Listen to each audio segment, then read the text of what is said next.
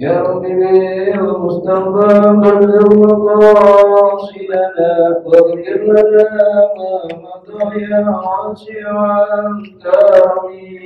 يا رب بالمصطفى بلغ مقاصدنا واغفر لنا ما مضى يا واسع الكرم. محمد سيد الكونين والثقلين والفريقين من عرب ومن عجم. يا رب بالمصطفى بلغ مقاصدنا واغفر لنا ما مضى يا واسع الكرم. هو الحبيب الذي ترجى شفاعته لكل هار من الأعوال المتهمين. يا رب بالمصطفى بلغ مقاصدنا واغفر لنا ما مضى يا واسع الكرم.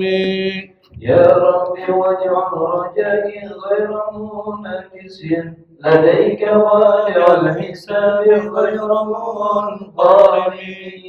يا رب بالمصطفى بلغ مقاصدنا واغفر لنا ما مضى يا واسع الكرم. ومن على جمعنا الهادر بمغفرته تمحو خطايانا في بدو ومعتزم. يا رب بالمصطفى بلغ مقاصدنا واغفر لنا ما مضى يا واسع الكرم. وصل على المحترم طلعت شمس النهار وزادت عن جنود الأمين. يا رب بالمصطفى بلغ مقاصدنا واغفر لنا ما مضى يا واسع الكرم. والآل والصحب والأنصار من تبعوا هداه وعكارهم بالعهد والزمام. يا رب بالمصطفى بلغ مقاصدنا واغفر لنا ما مضى يا واسع الكرم. اللهم صل وسلم وبارك عليه. بسم الله الرحمن الرحيم. بسم الله الرحمن لا الرحيم. إله إلا الله. لا إله إلا الله. أستغفر الله. أستغفر الله. اللهم صل وسلم اللهم صل وسلم على سيدنا محمد على سيدنا محمد وعلى آل سيدنا محمد وعلى آل سيدنا محمد وافتح لنا به وافتح لنا به أبواب علمك أبواب علمك كما فتحتها على أنبيائك على أنبيائك وعلمائك المتقدمين المتقدمين والمتأخرين والمتأخرين وانشر علينا رحمتك يا ذا الجلال والإكرام. يا ذا الجلال والإكرام. بسم الله الرحمن الرحيم. الحمد لله الواجب الوجوب الدائم العطاء والجود الموجود قبل كل موجود. اللهم صل وسلم على سيدنا محمد سر حياة الوجود والسبب الأعظم لكل موجود. صلاة تحفظنا بها القرآن وتفهمنا بها الآيات وتحفظنا بها سوء العمل والقول والنيات وعلى آله وصحبه وسلم. سبحانك لا علم لنا إلا ما علمتنا إنك أنت العليم الحكيم ولا حول ولا قوة إلا بالله العلي العظيم. أما بعد. Ma'asyiral hadirin al-muslimin rahimakumullah. Pada kesempatan malam ini kita melanjutkan kajian tafsir kita sampai pada ayat 21 dan insya Allah akan kita lanjutkan ayat 22. Pada kesempatan sebelumnya, dan ini merupakan pertemuan ke-13, kita sudah membahas tentang 3 kelompok yang disebutkan Allah dalam Al-Quran. Yang pertama, kelompok orang beriman, dan mereka adalah orang-orang yang diberikan petunjuk dan orang-orang yang mendapatkan keberuntungan. Yang kedua, kelompok kafirin, orang-orang kafir yang perkataannya dan hatinya kufur kepada Allah Subhanahu wa Ta'ala, karena memang Allah sudah tutup mati hatinya, pendengarannya, dan penglihatannya. Dan kelompok ketiga, kita membahas tentang kelompok munafikin yang mulutnya bicara iman tetapi hatinya kufur. Dan kemudian Allah juga memberikan satu perumpamaan orang-orang kafir yang kita bahas selama beberapa ayat. Pada kesempatan kali ini pembahasan kita akan membahas ayat 21 sampai 22. Allah Subhanahu wa Ta'ala berfirman, Ya ayyuhan nasu u'budu rabbakumul ladzi khalaqakum walladzina min qablikum la'allakum tattaqun alladzi ja'ala lakumul arda firasyan was samaa'a binaa'a وأنزل من السماء ماء فأخرج به من الثمرات رزقا لكم فلا تجعلوا لله أندادا وأنتم تعلمون. Dalam ayat ini Allah Subhanahu wa Ta'ala itu memulai dengan kalimat Ya ayyuhan nas. Di dalam Al-Quran, kalau ada kalimat yang dimulai dengan Ya ayyuhan nas atau Ya ayyuhalladzina amanu, itu biasanya untuk memperkuat satu persoalan. Dan kita disuruh memberikan kewaspadaan penuh dan kesadaran penuh. Jadi kalau ada ayat yang dimulai Ya ayyuhalladzina amanu, itu artinya kita sebagai orang beriman itu harus atau dituntut oleh Allah untuk menciptakan kesadaran dan kewaspadaan penuh karena akan turun satu perintah besar. Itu biasanya gitu.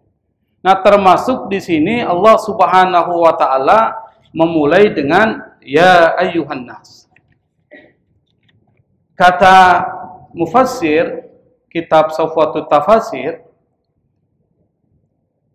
Syekh Muhammad Ali As-Sabuni, beliau mengatakan, Ya ma'syara bani Adam, udhkuru ni'amallahil jalilah alaikum. Wahai anak cucu Adam, ingatlah kalian kepada nikmat besar Allah Subhanahu wa Ta'ala yang diberikan kepada kalian. Wa'budullaha rabbakum, dan sembahlah Allah Tuhan kalian, alladzi rabbakum wa ansha'akum, yang telah memelihara kalian, yang telah menciptakan kalian, ba'da allam takunu syai'an. Setelah kamu ini sebenarnya bukan apa-apa. Artinya belum menjadi sesuatu apa-apa. U'buduhu bitauhidihi wa syukrihi wa ta'atihi. Sembahlah Allah Subhanahu wa Ta'ala dengan mengesahkan Allah, dengan mensyukuri nikmat Allah, dan dengan mematuhi aturan-aturan Allah Subhanahu wa Ta'ala. Kita akan jelaskan secara step by step ya. Pertama, seperti yang saya sebutkan tadi, kata Ya ayyuhan nas itu disebutkan oleh Allah Subhanahu wa Ta'ala di dalam Al-Quran itu sebanyak 18 kali. Jadi kalau kita coba data atau teliti berapa sih ayat-ayat yang dimulai dengan menggunakan Ya ayyuhan nas, itu bisa ditemukan sebanyak 18 kali, yang pada saat ketika Allah Subhanahu wa taala menyeru kepada manusia, itu biasanya urusannya adalah urusan besar. Maka menggunakan kata ya ayyuhan. Di sini urusan besarnya adalah ya ayyuhan nasu budu rabbakum. Terkait dengan penyembahan Allah Subhanahu wa taala. Kata mufassir Syekh Ali As-Sabuni disebutkan yang dimaksud dengan an-nas di sini adalah seluruh umat manusia. Tetapi dalam kitab-kitab tafsir lainnya yang disebut dengan an-nas ini adalah hanya untuk orang-orang kafir. Dalam kitab tafsir lain menyebutkan orang kafir dan orang munafikin. Kenapa? Karena sebelumnya berbicara tentang orang kafir dan orang munafik. Tetapi penafsiran Syekh Ali As-Sabuni itu mengatakan semua anak cucu Adam, baik yang beriman maupun yang kafir maupun yang munafik, itu kena khitab ayat ini. Artinya kena perintah ayat ini. Apa perintahnya? U'budu. Sembahlah Allah. Kata u'budu itu fi'il amr. Dari kata abada. Abada itu artinya menyembah. Ya'budu ibadatan. Itu artinya menyembah. Jadi kata ibadah itu diambil dari kata abada. Ya'budu ibadatan, orang yang menyembah Allah disebut dengan abid. Yang disembah disebut dengan ma'bud. Itu bahasa Arab gitu formatnya. Apa maksudnya ibadah di sini? Ibadah di sini mencakup 3 hal. Kata Syekh Ali As-Sabuni, yang pertama adalah mentauhidkan Allah. Mengesahkan Allah. Jadi kalau kita ibadah kepada Allah, yang pertama kali adalah itu mengesahkan Allah dari sesuatu yang lain.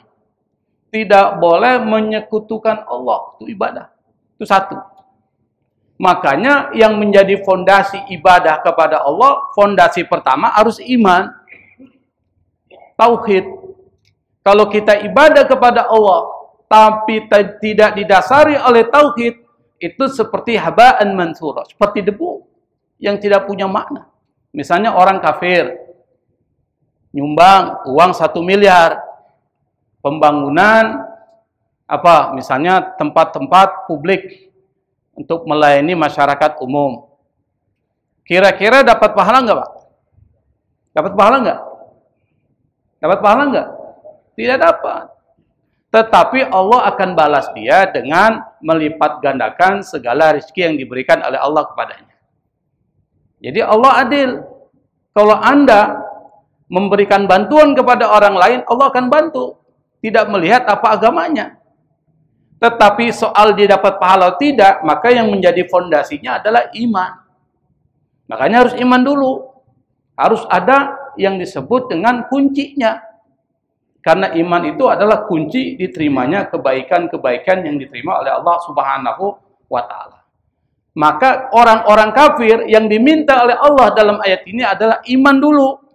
Tapi orang kafir nggak mau beriman. Orang-orang munafik diminta oleh Allah bukan beriman, tapi mengikhlaskan hatinya.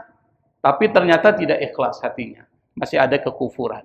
Orang-orang beriman yang diminta oleh Allah adalah menaati Allah. Tuh begitu. Jadi ayat ini bicara tentang konteksnya beda-beda. Taati Allah Subhanahu wa taala dengan menyembah kepadanya, dasarnya adalah iman. Yang kedua, ibadah itu ketaatan. Maka yang menjadi tujuan dari diciptakan manusia dan jin itu adalah ibadah. Wa ma khalaqatul jinna wal insa illa liya'budun. Jadi visi diciptakannya manusia di muka bumi ini adalah untuk beribadah kepada Allah. Maksudnya apa? Pertama, mentauhidkan Allah, jangan menyekutukan Allah dengan siapapun. Yang kedua, menaati Allah dengan melaksanakan semua perintah-perintahnya. Itu ibadah. Dan yang ketiga, cukup nggak? Nah cukup. Mengikhlaskan semua yang kita lakukan untuk mencari keridhaan Allah Subhanahu wa ta'ala. Maka ibadah itu supaya diterima ibadah kita oleh Allah Subhanahu wa taala syaratnya dua. Yang pertama ikhlas, bahwa yang kita lakukan ini untuk Allah, karena Allah dan mencari keridhaan Allah. Kalau kita sholat misalnya ibadah tapi tidak ikhlas, karena kita ibadah sholat misalnya untuk supaya dilihat orang, dipuji-puji orang, dibanggakan orang, biar kita dianggap orang soleh, biar dianggap orang religius, itu ditolak oleh Allah Subhanahu wa taala. Jadi harus ikhlas. Yang kedua, muwafiqan lisyar'i, sesuai dengan syariat. Nggak boleh sembarangan Pak sholat. Anda kalau sholat ibadah itu harus sesuai dengan petunjuk Nabi. Maka muncullah konsep bid'ah. Harus sesuai dengan petunjuk Nabi Muhammad sallallahu alaihi wasallam. Kalau tidak sesuai dengan petunjuk Nabi akan ditolak oleh Allah Subhanahu wa taala. Misalnya sholat subuh berapa rakaat? 2 rakaat. Itu kata siapa tuh? Nabi yang ajarkan kita. Nah sekarang saya tambahlah 2 rakaat terlalu sedikit. Saya tambah 4. Kira-kira sesuai dengan petunjuk Nabi enggak? Tidak. Meskipun banyak. Banyak lebih bagus daripada sedikit menurut logika kita. Saya kasih Anda uang warna merah dengan warna biru, yang Anda pilih warna apa? Kenapa Anda pilih warna merah? Karena yang paling banyak. Tapi soal ibadah itu harus sesuai dengan petunjuk syariat, nggak boleh main-main. Kalau kita membuat sesuatu yang bertentangan dengan syariat, maka masuk kategori bid'ah. Tapi ingat, bid'ah di sini adalah satu amalan yang baru, yang bertentangan dengan persoalan ibadah yang sudah pasti dan akidah. Tapi muamalah nggak ada bid'ah. Gitu loh, perlu pahami. Ini kadang-kadang orang salah paham. Misalnya saya beri contoh dalam ibadah. Dalam ibadah yang mudah tadi, sholat subuh 2 rakaat, Anda tambah jadi 3, bid'ah nggak Pak? Bid'ah itu, karena sudah ada sesuatu yang pasti. Allah Subhanahu wa ta'ala Esa, tapi kemudian muncul Esanya dibagi 3, Trinitas, itu bid'ah nggak dalam Islam? Bid'ah. Kemudian kita punya keyakinan Nabi Muhammad SAW Nabi terakhir, tiba-tiba muncul Musaddiq. Kamu Musaddiq Pak? Ngaku sebagai Nabi. Muncul ya Aminuddin. Dan muncul Nabi-Nabi lain. Ada yang jualan apa, ada yang pemain bulu tangkis ngaku jadi Nabi, macam-macam lah.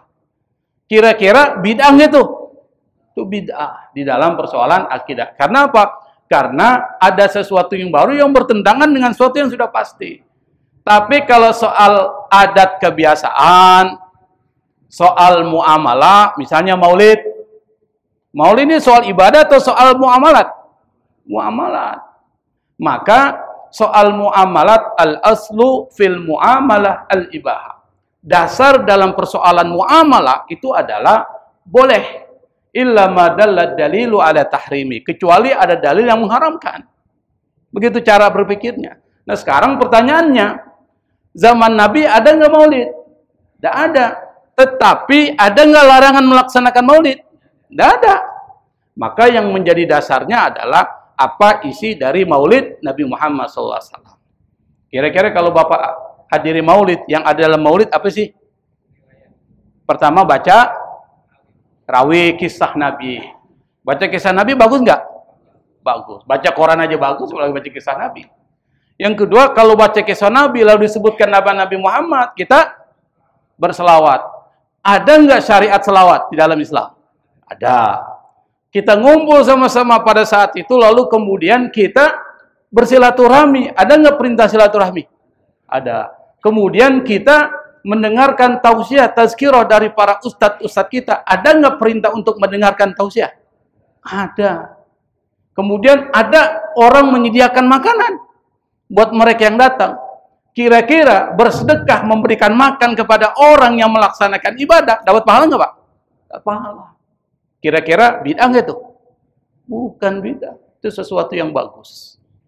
Saya pernah ditanya, Ustadz, ini kan nggak ada dasarnya dari Nabi Muhammad SAW. Saya tanya, ada nggak dalil yang melarang orang melaksanakan maulid? Atau melaksanakan tahlil? Diam dia. Kalau nggak ada dalil yang melarang, Anda jangan bikin syariat sendiri namanya. Itu bikin aturan sendiri. Kalau tidak ada dasarnya, kalau muamalat dan kebiasaan, itu diserahkan kepada kita, yang menjadi ukurannya adalah apa isinya. Kalau isinya sesuai dengan syariat kita, maka itu adalah sesuatu yang baik dan dapat pahala. Pahalanya banyak. Pahala silaturahmi, pahala selawat, pahala membaca kisah Nabi, mencintai Nabi, pahala kemudian macam-macam, banyak sekali pahalanya. Dan kita ngumpulkan pada saat Maulid Nabi Muhammad SAW. Maka ibadah itu ada dua model, Pak. Kita bicara ibadah dulu nih, karena ini perintah besar. Model yang pertama disebut dengan ta'akuli. Yang pertama, jangan ta'akuli dulu lah, biar mudah. Yang disebut dengan ibadah mahdhah. Ibadah mahdhah itu namanya ta'abbudi. Kalau ta'abudi, itu kita tidak bisa mencari apa hikmahnya, apa ilatnya. Misalnya apa ta'abudi itu? Misalnya sholat, hubungan langsung dengan Allah, puasa, zakat itu ta'abudi itu. Tapi kalau ta'akuli, itu terkait dengan persoalan yang ada di dalam masyarakat atau muamalah. Maka ibadah itu ada mahdhah, ada ghairu mahdhah. Ada yang berhubungan dengan Allah, hablum minallah, ada yang berhubungan dengan manusia disebut dengan hablum minannas. Ibadah. Maka semua yang kita lakukan kalau tujuannya mencari keridhaan Allah, maka dianggap sebagai ibadah. Yang Allah perintahkan di sini, wahai manusia, termasuk kita. Kata Ali As-Sabuni, u'budu rabbakum, esakan Allah, taati Allah, dan ikhlaskan semua agama Anda hanya untuk Allah Subhanahu wa Ta'ala. Kenapa? Alladzi khalaqakum walladzina min qablikum la'allakum tattaqun. Kenapa? Karena Allah yang menciptakan kalian dan orang-orang sebelum kalian. Kata Syekh Ali As-Sabuni, ay alladzi aujadakum biqudratihi minal adam wa khalaqa min qablikum wa khalaqa man qablakum minal umam. Yang mengadakan kalian dengan kekuasaan dan kehendaknya dari ketiadaan dan menciptakan orang-orang sebelum kalian dari umat-umat sebelum kalian. Jadi ada dua, khalaqakum walladzina min qablikum, dan orang-orang sebelum kalian. Kita dan orang sebelum kita. Siapa yang pertama kali orang sebelum kita siapa? Nabi Adam. Maka kita disuruh menyembah Allah karena Allah yang menciptakan manusia dan menciptakan orang-orang sebelum kita, yaitu nenek moyang kita. Yang pertama adalah Nabi Adam alaihi salatu wassalam. Penciptaan Adam. Jadi harus bedakan, Pak, penciptaan Adam dengan penciptaan manusia. Penciptaan kita. Kalau kita melihat kepada ayat Al-Quran, ketika bicara tentang persoalan penciptaan Adam, itu Adam diciptakan dari apa? Dari apa? Dari tanah. Kemudian dari tanah Allah ciptakan bentuk yang terbaik dalam bentuk Nabi Adam alaihi salatu wassalam. Lalu kemudian Allah fanafakha fi ruhihi. Jadi Allah kemudian meniupkan wa nafakha min ruhihi fi Adam. Jadi Allah meniupkan ruhnya kepada Nabi Adam alaihi salatu wassalam. Maka muncullah kemudian makhluk yang bernama Adam. Maka Adam diciptakan dari tanah. Lalu kemudian Adam membutuhkan satu teman. Yang ini adalah bagian dari skenario Allah untuk nanti akan berkembang biak menjadi manusia. Siapa diciptakan setelah itu? Siti Hawa. Dari apa Siti Hawa diciptakan? Dari tulang rusuk Nabi Adam. Lalu kemudian diciptakan dari tulang rusuk Nabi Adam, jadilah dua manusia. Lalu kemudian mereka berhubungan, lalu menciptakan atau berkembang biaklah manusia. Kira-kira manusia diciptakan dari apa? Kita. Yang tahap yang kedua adalah min sulalatin min tin. Yang kedua adalah diciptakan dari setetes air mani. Nah, kemudian setetes air mani ini lalu menjadi alaqah, segumpal darah. Itu dalam surah Al-Mu'minun ada itu. Nanti dibaca tuh. penciptaan manusia berdasarkan Al-Quran. Setelah itu, segumpal darah itu melekat di rahim manusia. Kemudian terbentuklah tulang dan otot, lalu pada usia sekitar berapa bulan, 4 bulan itu Allah tiupkan roh di dalam janin yang ada di dalam rahim perempuan. Setelah 9 bulan, maka kemudian keluarlah manusia, yang ini adalah fase kedua penciptaan manusia. Nah, kenapa di dalam ayat ini dimulai dengan penciptaan manusia? Bukan dengan penciptaan-penciptaan lain. Karena Allah mengingatkan yang paling dekat dengan kita, penciptaan kita. Supaya kita ingat bahwa penciptaan kita itu adalah sesuatu yang besar, maka kita diperintahkan oleh Allah untuk mensyukuri, menyembah Allah Subhanahu wa Ta'ala. Ini strategi Allah. Dimulai dari yang paling Anda kenali. Artinya dimulai dari lingkungan yang ada di sekitar Anda. Itu yang pertama. La'allakum tattaqun. Apa tujuan ibadah itu? La'allakum tattaqun. Supaya kalian menjadi orang yang bertakwa kepada Allah Subhanahu wa Ta'ala. Maka tujuan dari ibadah kita pada dasarnya muaranya semuanya takwa. Misalnya saya beri contoh. Salat. Salat itu disyariatkan oleh Allah, tujuannya apa sih? Apa tujuannya? Ada yang tahu? Hah? Tanha anil fahsyai wal munkar. Supaya dengan salat itu Anda jadikan penolong supaya Anda tercegah dari perbuatan buruk. Kalau Anda sudah tercegah dari perbuatan buruk, berarti Anda menjadi orang baik. Kalau Anda sudah menjadi orang baik, berarti Anda menjadi orang yang bertakwa. Kemarin takwa. Puasa. Ya ayyuhalladzina amanu kutiba alaikumus syiyam kama kutiba alal ladzina min qablikum la'allakum tattaqun. Puasa tujuannya takwa. Apa itu takwa? Takwa itu adalah semua kebaikan ada di takwa itu. Misalnya saya beri contoh. Hubungannya baik dengan Allah. Hubungannya baik dengan sesama manusia. Hubungannya baik dengan alam yang ada di sekitarnya. Itu takwa. Dengan Allah baik, sholatnya bagus. Ibadah mahdhahnya bagus. Dengan manusia baik, tidak pernah mengganggu manusia, memberikan bantuan kepada manusia dan lain sebagainya. Itu takwa. Kepada alam sekitar kita ini, Pak, jangan ngotori jalan, jangan buang sampah sembarangan, dan seterusnya. Itu terkait dengan persoalan hubungan kita dengan alam semesta. Itu adalah takwa. Maka kata takwa itu adalah puncak tertinggi dari ibadah seorang muslim. Dan itu yang kita cari.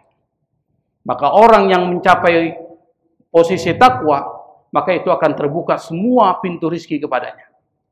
Allah akan buka furqan, pemisah. Dia bisa membedakan mana baik dan mana buruk. Itu takwa. Dan yang kedua, yu'allimukumullah. Allah akan ajarkan kepada kalian sesuatu yang tidak kalian ketahui kalau takwa.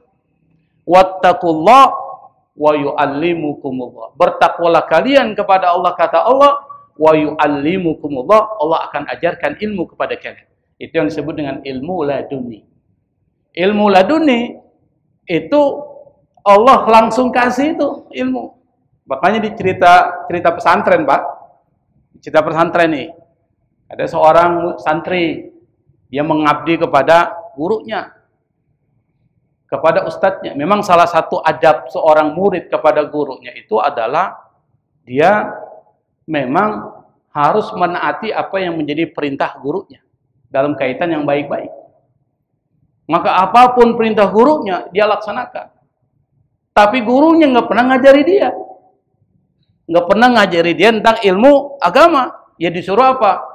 Ambil air, timba, suruh bersihin halaman, dan lain sebagainya. Pokoknya pekerjaannya pembantu lah. Kerjaannya itu. Tiba-tiba, beberapa puluh tahun kemudian, sang kiai ini bilang kepada muridnya ini, sudahlah Anda pulang saja, Anda bangun pesantren sendiri.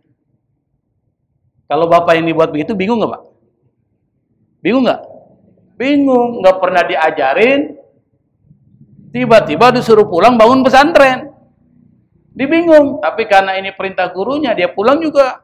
Ternyata Allah kasih ilmu kepadanya. Wa yu'allimukumullah.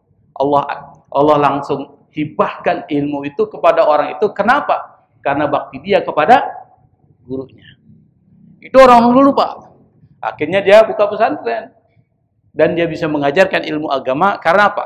Allah masukkan ke dalam dirinya ilmu karena baktinya dia kepada gurunya.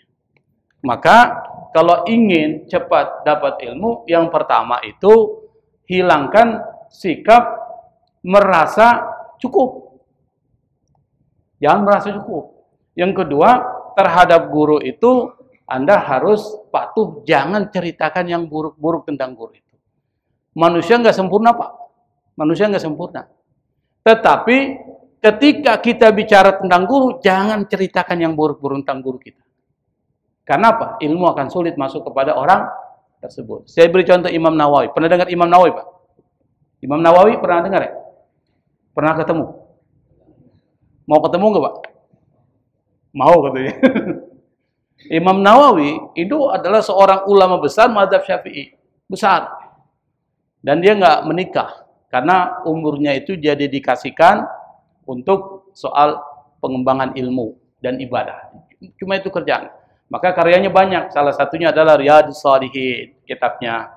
Kemudian Al-Azkar, karya Imam Nawawi. Terus ada yang paling besar, kitab fikihnya, itu adalah Al-Majmu' Syarhul Muhadzab. Itu ada puluhan jilid. Beliau pada saat ketika belajar sama gurunya, sebelum sampai ke rumah gurunya untuk mudzakarah dan murajaah serta mutola'ah, baca kitab seperti kita ini, itu dia bersedekah sama orang. Lalu dia minta sama Allah, ya Allah, tutup semua aib guruku dariku. Bayangkan. Dan tutup semua orang cerita yang buruk tentang guruku kepadaku. Itu Imam Nawawi. Supaya saya tidak merendahkan guruku. Itu hebatnya. Kalau kita enggak, Pak. Anak-anak kita ini, kalau sekolah, gurunya diceritakan yang buruk-buruk. Jangan. Karena salah satu yang membuat berkahnya ilmu itu adalah meskipun guru itu mungkin galak kepada kalian, Anda harus sabar. Ini ilmu agama. Beda kalau belajar ilmu yang lain ya. Tapi kalau ilmu agama, adab lebih dahulukan daripada ilmu. Adab. Makanya banyak dulu, orang-orang dulu itu menjadi ulama besar karena adabnya luar biasa. La'allakum tattaqun, supaya kalian menjadi orang yang bertakwa. Kemudian Allah lanjutkan lagi. Bukan cuma manusia yang Allah ciptakan supaya kita menyembah Allah. Allah menunjukkan kekuasaannya. Apa?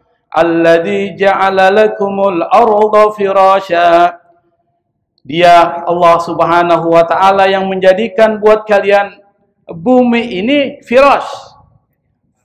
Hamparan. Hamparan. Bukan bumi ini datar ya, tapi menjadi hamparan dan bentangan yang luas. Maka di dalam Al-Quran itu menggunakan banyak kalimat. Satu menggunakan kata firash, ada yang menggunakan kata bisaton, mihad, dan sutihat. Afala yanduruna ilal ardi kaifa sutihat. Apakah kalian tidak melihat kepada bumi, bagaimana bumi itu dihamparkan sampai ke luas-luasnya. Kenapa bumi itu dihamparkan seluas-luasnya? Dan ayat yang bicara tentang bumi ini terhampar terbentang luas itu sampai 12 ayat di dalam Al-Quran. Jadi bumi ini bukan bulat, tapi lonjong tuh, gitu. Bukan bulat, tapi dia seperti telur. Tapi ada ulama dari Wahabi, saya lupa namanya tuh, kalau nggak salah Syekh Abdul Aziz bin Baz atau siapa, itu mengatakan bumi ini datar, bukan bulat.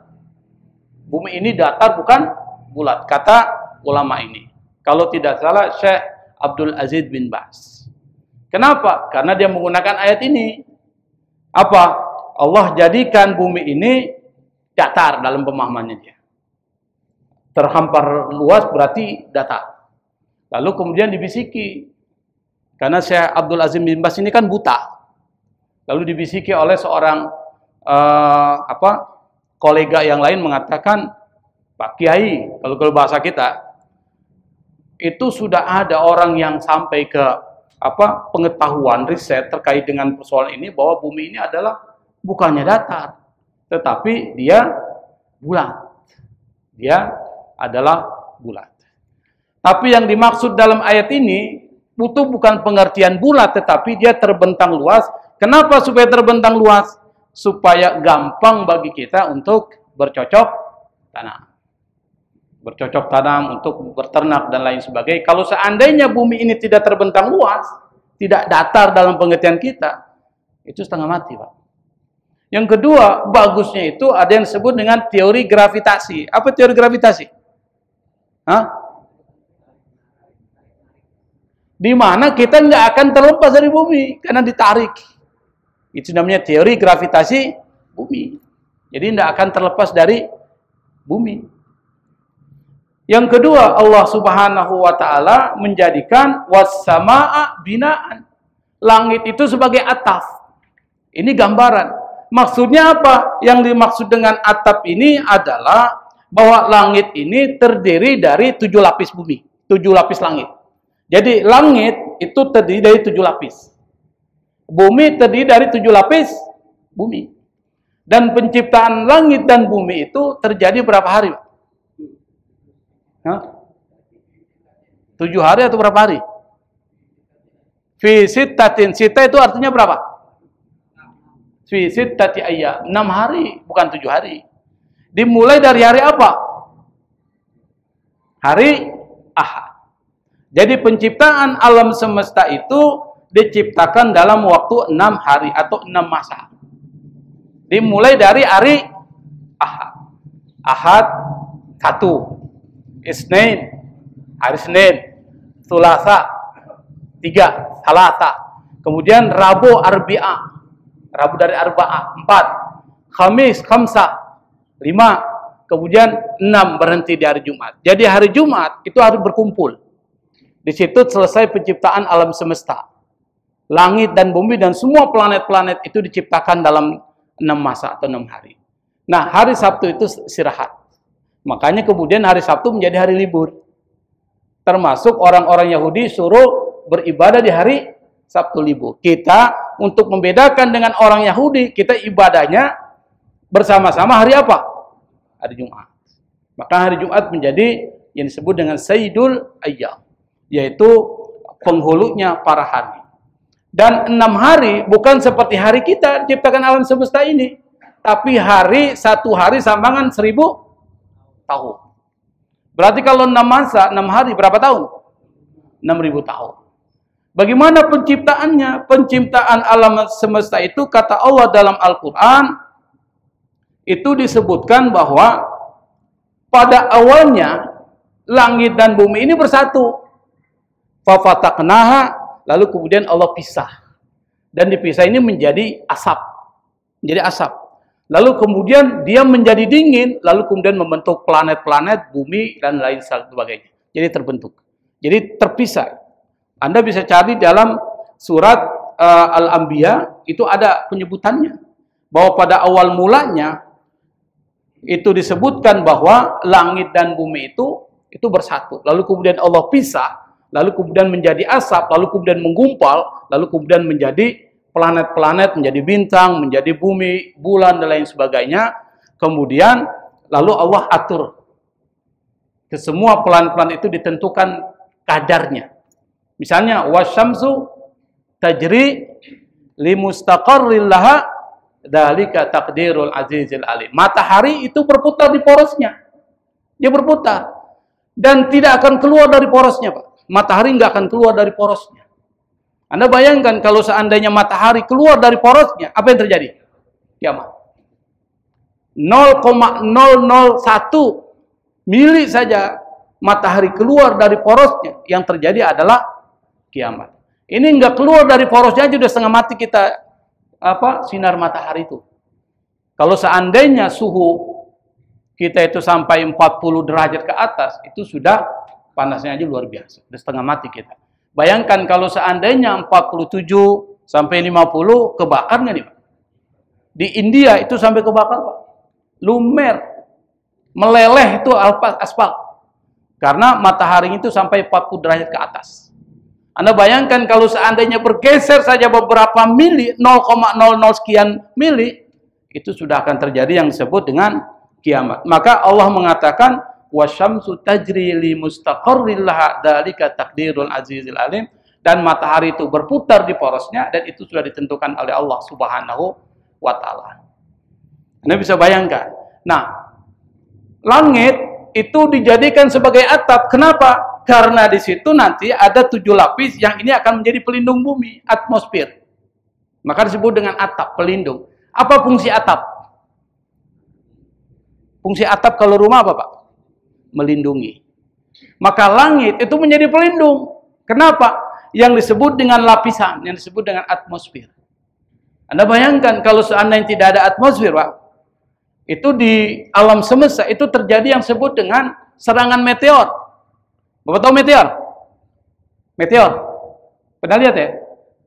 Itu serangan meteor itu nggak langsung ke bumi, hancur dia. Kenapa? Di lapisan langit yang disebut dengan atmosfer sudah hancur. Kalau seandainya tidak ada atmosfer, maka yang terjadi adalah ini bumi sudah hancur, Pak. Kena meteor berterbangan itu. Tapi karena Allah Subhanahu wa taala jadikan langit ini sebagai apa yang disebut dengan binaan, sebagai atap, yang di situ ada lapis udara yang disebut dengan atmosfer, maka fungsi dari atmosfer itu adalah melindungi bumi dari meteor atau benda langit yang jatuh ke permukaan bumi. Bukan cuma itu, atmosfer juga itu menyaring sinar matahari untuk masuk ke kita, ultraviolet. Kalau seandainya tidak ada atmosfer, setengah mati tuh matahari langsung kena kita, itu bisa punya penyakit kanker kulit dan bisa terbakar. Kalau tidak ada atmosfer yang disebut dengan was-samaa binaan, kita sudah hancur. Tidak ada lagi yang disebut dengan manusia. Maka Allah jadikan langit ini sebagai binaan, was-samaa binaan, dan langit itu sebagai atap. Begitu baiknya Allah kepada kita, maka orang-orang yang tidak mensyukuri apa yang menjadi nikmat yang diberikan Allah kepada kita, ini orang-orang yang kufur. Maka Allah Subhanahu wa taala dengan memperlihatkan kekuasaan ini, Allah memerintahkan kita untuk apa? U'budu rabbakum. Pertama, tauhidkan Allah, esakan Allah. Yang kedua, taati Allah. Yang ketiga, ikhlaskan semua apa yang Anda lakukan dalam ibadah hanya kepada Allah Subhanahu wa ta'ala.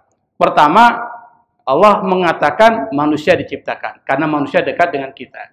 Kemudian Allah mengatakan bumi. Kenapa Allah menyebutkan bumi setelah penciptaan manusia? Karena kita tinggal di bumi. Maka Allah kemudian mengatakan bumi yang kalian pijak itu adalah tanda kekuasaan Allah Subhanahu wa ta'ala. Jadi yang dekat dengan paman kita. Lalu kemudian kalau ada bumi berarti ada langit. Kalau ada bumi dan ada langit berarti di situ yang disebut dengan adanya wa anzala. Di sini disebutkan wa anzala minas sama'i ma'an. Kemudian Allah turunkan, apa yang Allah turunkan? Air. Allah turunkan air dari atas, Allah turunkan air dari bawah. Dari atas dan dari bumi, dari langit dan dari bumi. Yang dari bumi disebut dengan sumber mata air, yang dari atas langit disebut dengan hujan. Nah, hujan itu adalah nikmat, anugerah yang diberikan oleh Allah Subhanahu wa taala.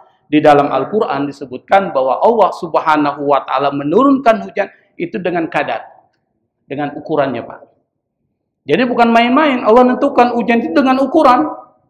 Di dalam Al-Qur'an surat Az-Zukhruf ini, wallazi nazzala minas sama'i ma'an biqadarin, dan Allah yang menurunkan dari langit hujan biqadar, dengan ukuran. Anda bayangkan kalau seandainya Allah tidak ukur turunnya hujan, kira-kira apa yang terjadi, Pak? Apa yang terjadi? Ini sudah habis bumi ini, tapi Allah turunkan hujan. Apa fungsi dari hujan yang Allah turunkan supaya kita mensyukuri? Pertama, sebagai syarab. Apa syarab? Minuman. Jadi hujan masuk ke dalam tanah lalu kemudian menjadi sumber mata air yang disebut dengan syarab. Kita minum dari sumber mata air. Yang kemudian untuk menyirami tumbuh-tumbuhan yang disebut dengan wa minhu syajarun wa fihi tusimun. Untuk menumbuhkan tumbuh-tumbuhan dan memberikan minuman kepada binatang ternak. Maka hujan itu adalah sesuatu yang luar biasa. Dan Allah Subhanahu wa taala menjelaskan hujan itu dalam Al-Qur'an, Pak. Ini mengatakan bahwa Al-Qur'an ini adalah bisa dikatakan banyak petunjuk-petunjuk sains. Apa kata Allah dalam Al-Qur'an? Yang pertama, Anda tahu bagaimana turunnya hujan, Pak? Bagaimana hujan itu turun? Ada yang tahu nggak? Yang pertama, matahari itu menyinari permukaan air. Permukaan air itu namanya apa? Lautan. Kemudian lautan itu ketika disinari oleh matahari, dia menguap. Betul Pak ya? Kita belajar di SD nih. Menguap, lalu uap itu naik ke atas. Betul Pak ya? Lalu kemudian Allah arahkan uap itu lalu kemudian menggumpal. Di dalam Al-Quran disebutkan summa yu'allifu bainahu. Kemudian Allah kumpulkan itu. Uap-uap itu summa yaj'alahu rukaman. Kemudian Allah jadikan dia bertumpuk-tumpuk. Lalu kemudian menjadi berat. Lalu ketika menjadi berat, Allah katakan fataral wadqa yakhruju min khilali. Maka kemudian turunlah air dengan ukuran yang kami tetapkan. Itu dari yang disebut dengan awan, maka turunlah air hujan. Kemana turunnya? Ke bumi. Lalu Allah mengatakan wa yusibu bihi may yasha wa yasrifu amma yasha. Dan Allah timpakan hujan kepada orang yang dikehendaki dan Allah palingkan hujan dari orang yang dikehendaki. Maka hujan tidak berbarengan. Betul ya? Kira-kira ada nggak pernah hujan berbarengan satu dunia ini kena hujan? Ada nggak Pak? Nggak pernah. Di sini fa yusibu bihi may yasha wa yasrifu amma yasha. Kadang di sini, kadang di sini. Dan ingat, hujan itu adalah anugerah. Bukan, makanya kalau kita hujan itu jangan kita laknat, hujan terus, jangan. Alhamdulillah Allah masih berikan hujan. Yang kita minta adalah sayyiban nafi'an. Supaya hujan ini memberikan manfaat kepada kita. Ini merupakan tanda-tanda kekuasaan Allah di mana kita harus menyembah Allah karena Allah sudah memberikan banyak hal kepada kita. Kita kurang bersyukur. Pertama apa? Kita diciptakan. Yang kedua, bumi diciptakan. Kalau nggak ada bumi, kita mau tinggal di mana? Kemudian langit diciptakan dalam keadaan seperti atap sehingga kita terlindung dari bahaya. Kemudian Allah turunkan hujan. Kalau nggak ada hujan, kita mau minum dari mana? Kemudian Allah turunkan hujan, fa akhraja bihi minats samarati rizqan lakum. Kemudian Allah keluarkan dari air hujan itu buah-buahan. Itu buah-buahan yang kita makan, itu dari mana? Dari air hujan. Kalau tidak kena air hujan, dia tidak akan tumbuh. Kita makan buah-buahan, ada semangka, ada durian, dan lain sebagainya. Kira-kira nikmat nggak itu? Siapa yang menciptakan durian? Siapa yang menciptakan semangka? Bukan kita, Pak. Kita tidak punya kekuasaan untuk menciptakan. Kita hanya menumbuhkan dan memelihara. Tapi yang menentukan tumbuh tidaknya adalah Allah Subhanahu wa ta'ala. Allah minta bayaran nggak? Enggak. Yang diminta adalah u'budu rabbakum, sembahlah Tuhan kalian. Maka disebut dengan rizqan lakum, rizki. Nah, jadi harus pahami Pak, rizki itu ada dua. Ada rizki yang bersifat umum, ada rizki yang bersifat khusus. Harus pahami nih. Rizki yang bersifat umum itu termasuk ayat ini. Allah turunkan air dari langit lalu menumbuhkan tumbuh-tumbuhan dan buah-buahan, itu adalah rizki yang bersifat umum. Orang muslim, orang kafir, orang munafik tetap mendapatkan rizki dari ini. Betul ya? Apakah rizki ini buat orang-orang Islam aja nggak? Bukan. Orang kafir juga makan durian, orang kafir juga makan jeruk dan lain sebagainya. Orang kafir juga kena hujan. Semuanya kena. Itu namanya rizki yang bersifat umum. Bisa mencakup yang halal, bisa mencakup yang haram. Tapi rizki yang bersifat khusus itu mencakup yang halal. Apa? Misalnya rizki yang kita terima dari Allah, itu kita gunakan untuk menyembah Allah Subhanahu wa ta'ala. Itu disebut dengan rizkun khos. Dan bedakan rizki dengan nikmat. Harus bedakan. Kalau rizki itu bisa halal, bisa haram. Tapi kalau nikmat itu pasti sesuatu yang halal. Maka Allah disebut dengan Al-Mun'im, yang memberikan nikmat kepada kita, dan Allah disebut juga Ar-Razzaq, yang memberikan rizki kepada kita. Jadi bedanya rizki dengan nikmat, kalau nikmat udah pasti yang halal, yang baik dan bermanfaat. Tetapi kalau rizki bisa jadi ada yang halal, ada yang haram. Tergantung pemakaian dan pemerolehannya. Nah, semua yang Allah berikan itu, Allah cuma minta satu saja. U'budu rabbakum. Kemudian Allah katakan, fala taj'alu lillahi andada wa antum ta'lamun. Kalau Anda menyembah Allah, maka jangan sekutukan Allah. Fala taj'alu lillahi andadan, jangan kalian jadikan sekutu-sekutu bagi Allah. In kuntum wa antum ta'lamun, dan kalian mengetahui. Jadi kedua ayat ini itu berbicara yang pertama tentang kekuasaan Allah Subhanahu wa taala. Allah qadirun ala kulli syai. Allah itu maha kuasa terhadap segala sesuatu. Allah ciptakan kita, Allah ciptakan bumi, Allah ciptakan langit, Allah turunkan hujan, Allah tumbuhkan buah-buahan dan tumbuh-tumbuhan.